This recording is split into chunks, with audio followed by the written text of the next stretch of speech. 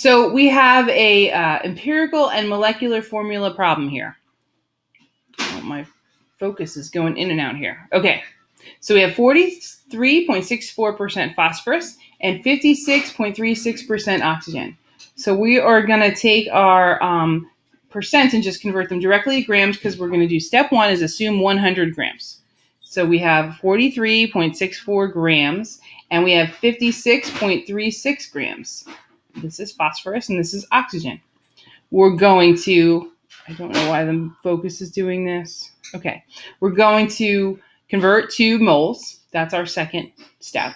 So 1 mole of phosphorus is 30.97 grams, and 1 mole of oxygen is 16.00 grams.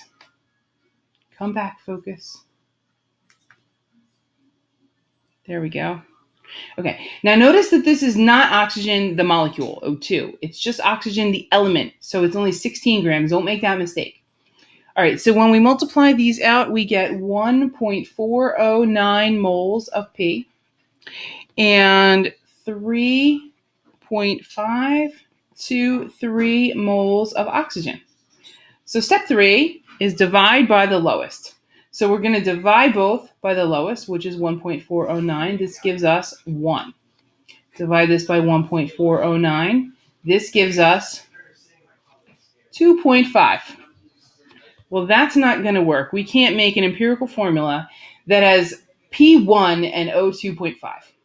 So step 4 here is multiply until whole. So if I look at these, I can pretty easily make them whole numbers by multiplying them both by 2. So this becomes 2 and this becomes 5. So my empirical formula becomes P2O5. So this is my empirical formula, right? I'm just going to write that there. And in order to find the molecular formula, we need to find first the empirical formula mass. So we're going to take our 2 P's and our 5 O's, add them up, and we're going to get 141.9 grams. All right, so we're going to take our molar mass, which is given in the problem, 283.88 grams per mole, divided by 141.9 grams per mole equals 2. Okay, so now we're going to use this 2 in our empirical formula, and we're going to end up with P4O10.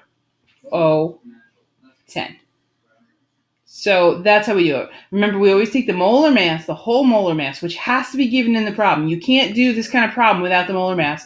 And you're going to divide by the empirical formula mass, which is what you added up to get, from the empirical formula that you've calculated. You're going to add them up to get the grams per mole. So we just divide those 2 to get a ratio, and we have 2. And then we multiply each subscript by that number. Okay?